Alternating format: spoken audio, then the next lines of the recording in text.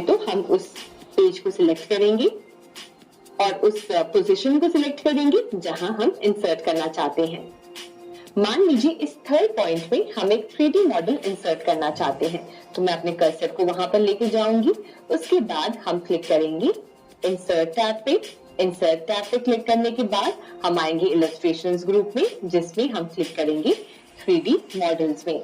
इसमें आपको सिलेक्ट करना है कि क्या आप अपने डिवाइस में से किसी 3D मॉडल को यहाँ पे इंसर्ट करना चाहते हैं या फिर स्टॉक 3D मॉडल्स को यूज करना चाहते हैं। तो हम स्टॉक 3D मॉडल्स यूज करेंगे और यहाँ पे हमें कई सारी अलग अलग तरह की 3D मॉडल्स दिख रहे हैं।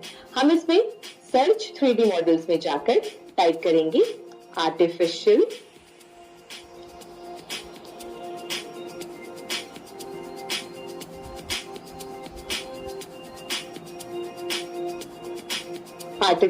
इंटेलिजेंस और इसके बाद हम एंटर दबाएंगे। अब आप देख सकते हैं कि आर्टिफिशियल इंटेलिजेंस के हिसाब से MS वर्ड के पास कोई भी 3D मॉडल नहीं है, तो हम इससे रिलेटेड कुछ टाइप कर सकते हैं, जैसे कि टेक्नोलॉजी और उसके बाद हम एंटर दबाएंगे।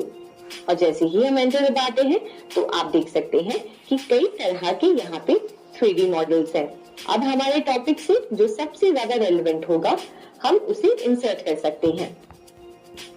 फॉर एग्जाम्पल हम इस वाले 3D मॉडल को इंसर्ट करना चाहते हैं, तो हम इस पे क्लिक करेंगे और इंसर्ट पे क्लिक करेंगे।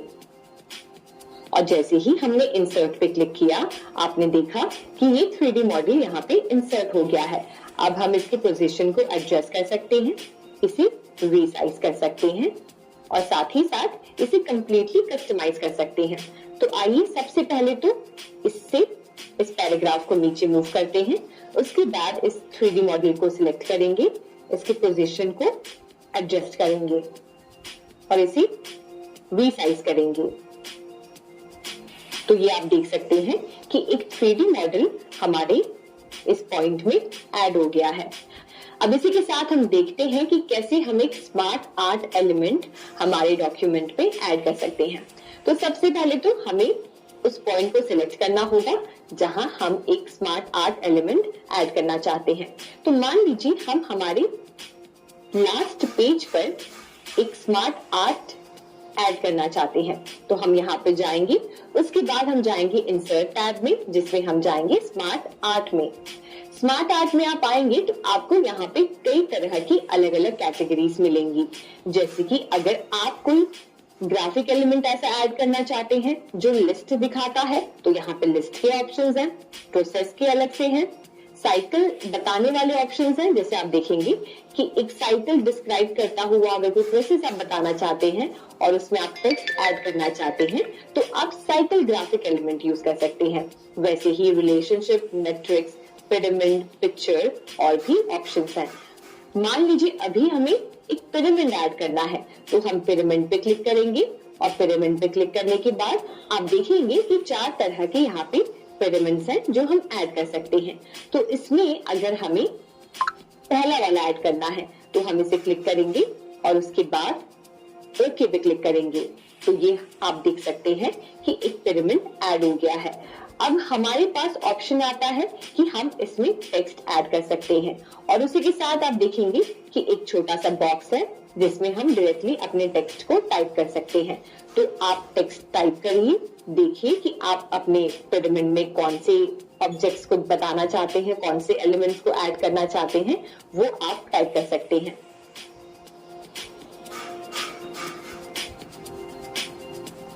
तो जैसे आप देख सकते हैं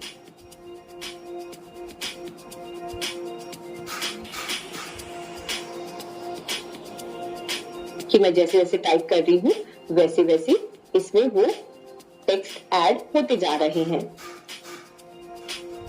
ये आप देख सकते हैं कि मैंने ग्राफिक एलिमेंट ऐड कर दिया है, साथ ही साथ इसके अंदर जो मुझे टेक्स्ट शो करना था वो भी मैंने टेक्स्ट बॉक्स में एंटर करके इसमें इंसर्ट कर दिया है।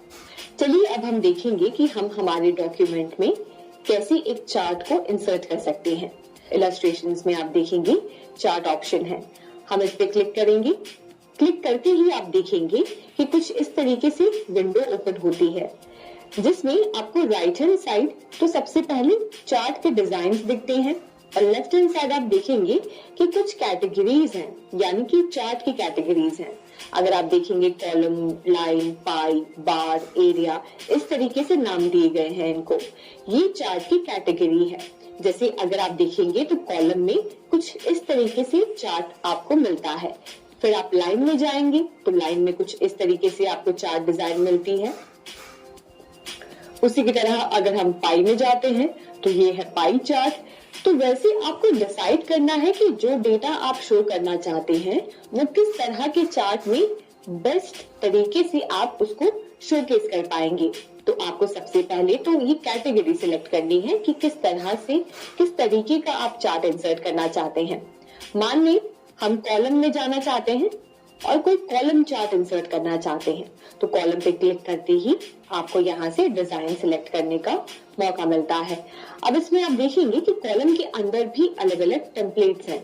जैसे पहला टेम्पलेट है क्लस्टर्ड कॉलम का, दूसरा है स्टैक कॉलम का, तीसरा है 100% स्टैक कॉलम का।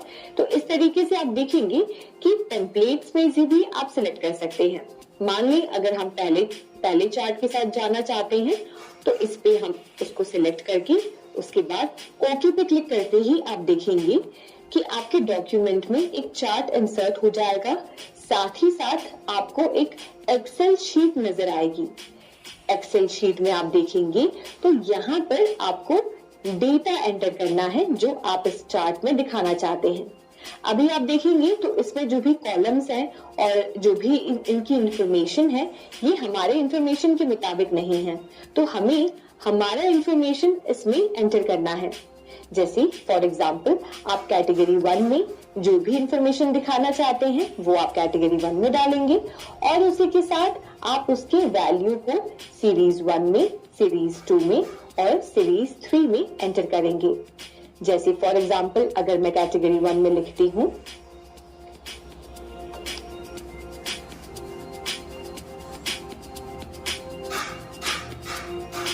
वैसे ही कैटेगरी 2 में मैं अपना डेटा यहाँ पे एंटर कर रही हूँ, आप देख सकते हैं।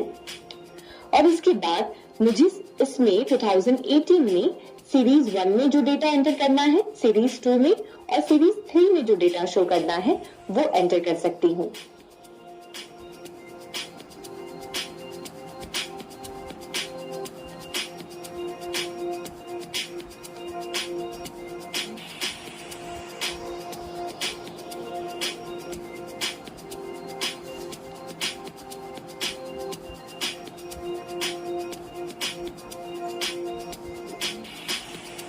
और आप देखते जाएंगे कि जिस हिसाब से मैं इस डेटा को अरेंज कर रही हूँ उस हिसाब से हमारे चार्ट में भी जो इंफॉर्मेशन है वो एडिट होती दिखाई दे रही है।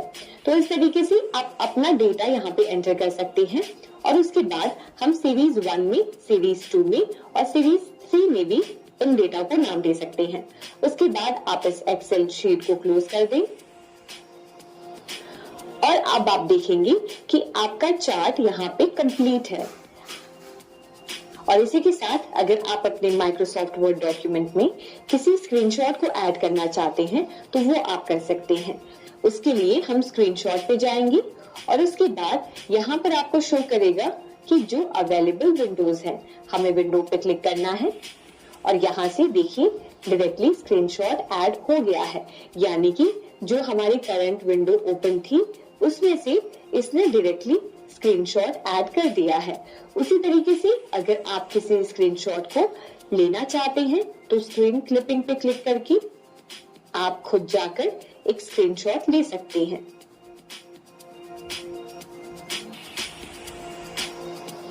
और इसी के साथ अगर आप इसके पोजीशन को या इसे एडिट करना चाहते हैं तो वो आप पिक्चर फॉर्मेट में जाकर सेम हमने जो सारे पिक्चर्स के लिए टूल्स इस्तेमाल किए थे वो हम कर सकते हैं। जैसे रिमूव बैकग्राउंड या फिर आपके पिक्चर की एडजस्टमेंट, उसकी कॉन्ट्रास्ट, ब्राइटनेस और कलर की, साथ ही साथ पिक्चर स्टाइल्स, एक्सेसिबिलिटी, उसकी अरेंजमेंट और साइज को यहाँ से एडजस्ट कर सकते हैं। तो इस तरीके से आसानी से हम एक स्क्रीनशॉट ऐड कर सकते हैं। हमने